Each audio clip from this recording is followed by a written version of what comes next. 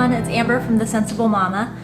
Today, we're still in Vlogust. I keep thinking that we're not anymore, but we are. We're still in Vlogust. I wanted to talk about something that has been on my heart lately.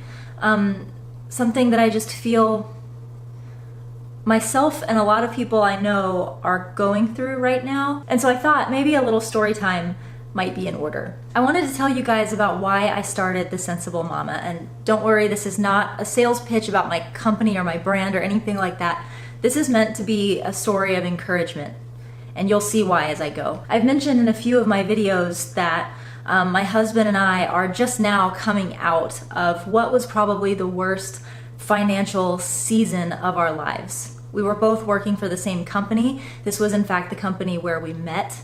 And we were the first employees of this company. So this was a startup. It was a company that just didn't really have it all together yet. And when you get involved with a startup, you kind of know that you're taking risks, right? You're basically saying, I accept the fact that this business may be the next Google or it may flop. And I'm just going to be along for the ride either way. And although it really looked like that business was taking off, all of a sudden it seemed like everything screeched to a halt. And the company was on the brink of bankruptcy. And what happens in situations with small startup businesses like this is that when the money is tight and you're facing potential bankruptcy, you always make sure that the people who you hired, the people who came on and took on risk because you asked them to, you always make sure that those people get paid before you do. So the result is that the people at the bottom of the ladder continue getting paid, whereas the people at the top of the ladder usually stop taking a salary. Since my husband and I were senior executives in this company, we both stopped getting a paycheck. We went 3 straight months with no paycheck whatsoever. So essentially for those 3 months, I took on an incredible amount of debt. I was very, very fortunate, very blessed that I was able to call up my credit card company and just ask them, like, I need help. I have an excellent credit history with you. Can you please raise my limit so that I can live? And I have to say, that period of time in my life was, it was harder than doing a PhD. It was harder than any relationship that has ever ended. It was just the hardest time I've ever been through, and I really think that's about all I can say. Not only were we dealing with financial issues, but we were dealing with this other injustice that I mentioned yesterday that was happening to us, just lies, deceit, manipulation, abuse. And it was just one of those things that we really felt like the world was coming at us in just every way possible. So it was during all of that turmoil, all of that just depression and anxiety and hard times that we went through, that I finally decided that it just made zero sense for both of us to be employed in a company that had proven to be unstable at best, and it was time for one of us to branch out and find a new source of income. It really couldn't be my husband because he was so needed in that organization. If he left, it would definitely crumble. So we kind of decided that it was up to me. I started looking at local universities, thinking about going back to become a professor there. And although it seemed appealing, and that was what I went to school all those years for, I really decided that that wasn't what I wanted for my family. Tenure track positions as a faculty member at a university are tough. They require a lot of sacrifice. They require bringing your work home a lot, and stress and anxiety. You know, on top of teaching, you're also having to write grants and run a research lab and publish papers. And even though these are all things that excite me, I just have more of an interest in being with my son. So that approach was also kind of out for me. And right around that time, I had just discovered Jujube. I had actually just filmed my very first YouTube video, and it was sitting set to private on a channel that I had created because I just didn't have the guts to publish it. I was way too scared, and I was just kind of sitting on it.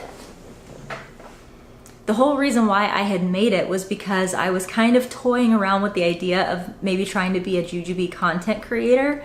And I thought, well, if I want to do that, I should probably start making videos now and getting on Instagram and, you know, amping up my social media strategy. So yeah, I had made this one packing video of my Tokidoki Dreams Be Prepared, and it was just sitting in my account.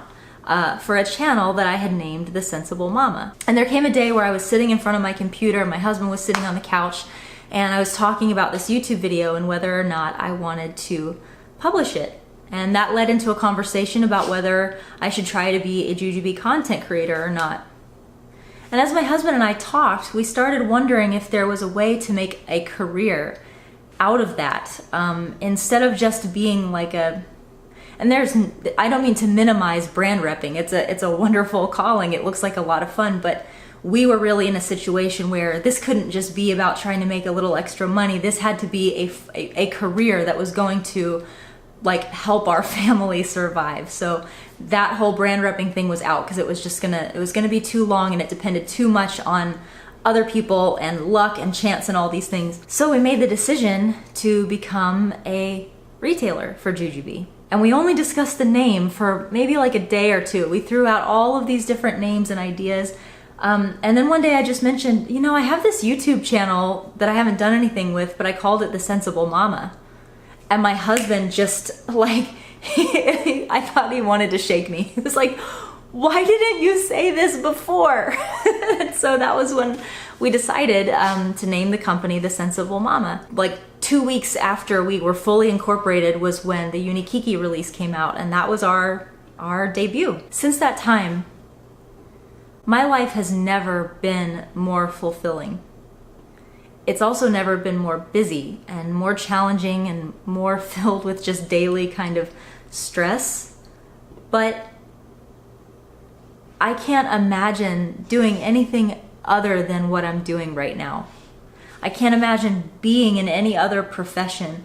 I have created a world for myself where I get to be at home with my son. I get to watch him grow up. I get to be with him whenever I want to.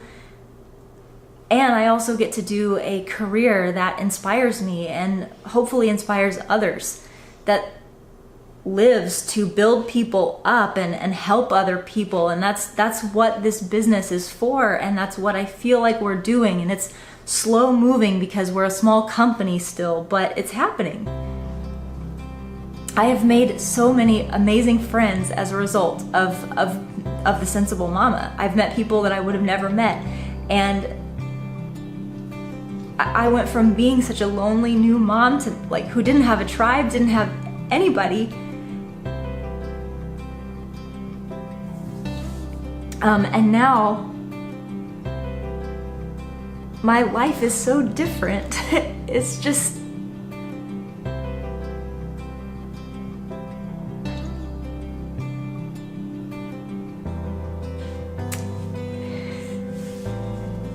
it is really hard to regret the things that happened during those months that were so hard for us. It is really hard to look back on those things and wish that I could change them. Because if anything had been different, if any one thing had not happened the way that it had, I might not have ever had the motivation to do this. So I say all that to say that if you're going through a time in your life that feels hard and you wonder what purpose it serves and you wonder why you have to suffer, why things aren't going your way, you wonder if it's ever going to end or if it gets better, I can't promise you that it'll get better, and I can't promise you that it'll happen soon. But I can promise you that you will grow and learn from it, and your life will change. And you might be surprised what comes out of all of that suffering. And you might be able to look back on it one day and say, if this, and this horrible thing hadn't happened to me, I wouldn't have this, and this. So to my friends who are having a hard time, I want you to know that you're not alone, and that there are lots of people who can relate. We've all been through different things, but we all know what suck feels like. We all know what really, really sucky circumstances feel like. And I guess I want to challenge you to try to figure out what might be in store for you that you're not reaching for because of the hard times. And whatever that thing is that comes to your mind, whatever that thing is that you really feel would inspire and motivate you and make you happy, and you're not doing it because you're so defeated, now's the time to go for it even more. In fact, you can't afford not to. So I think I'm gonna leave it at that. I guess I'm out of things to say. Hope you guys have a wonderful day. I have kind of an exciting surprise in store for you tomorrow, so make sure you check back in. And love ya, mean it. Bye-bye.